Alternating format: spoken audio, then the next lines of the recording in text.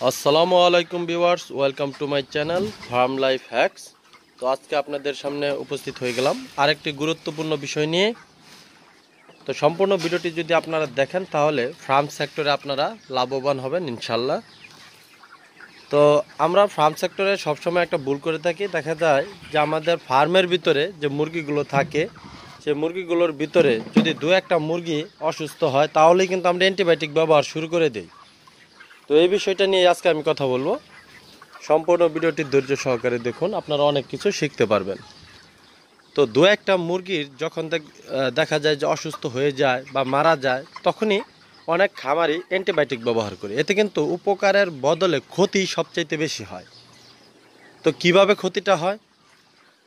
ক্ষতি হয় কারণ এই যে যে মুরগিগুলো আপনারা দেখছেন, এই মুরগিগুলোর যে পাকস্থলী আছে বা গিলা আছে, এগুলোর ভিতরে কিন্তু অনেক প্রকার উপকারী ব্যাকটেরিয়াও কিন্তু থাকে।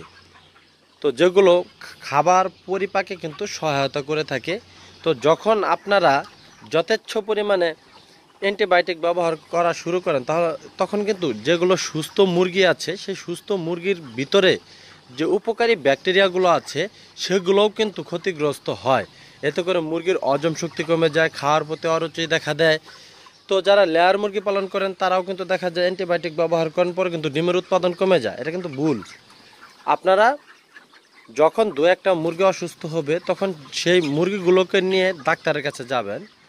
যে পশু হাসপাতাল যে আছে সেখানে ডাক্তারের কাছে নিয়ে গেলেই দেখবেন আপনাদেরকে কিন্তু প্রথমে কিন্তু সাধারণ কিছু ট্রিটমেন্ট দিবে, অ্যান্টিবায়োটিক কিন্তু কখনোই দিবে না।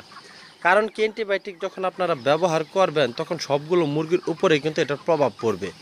তো আরেকটি সমস্যা হয়, সেটা হলো যখন আপনারা অ্যান্টিবায়োটিক ব্যবহার করেন তখন যে রোগের জন্য আপনারা অ্যান্টিবায়োটিকটা ব্যবহার করছেন সেই রোগের প্রতি কিন্তু মুরগিটা কিন্তু আগেই দুর্বল হয়ে যায়।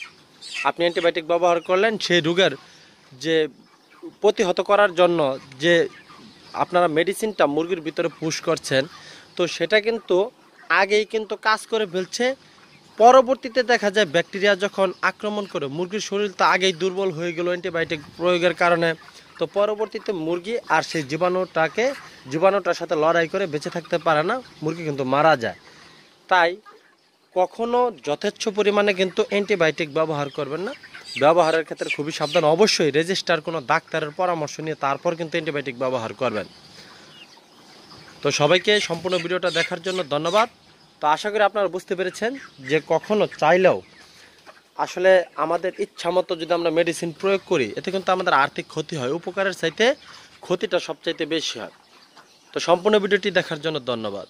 আসসালামু আলাইকুম।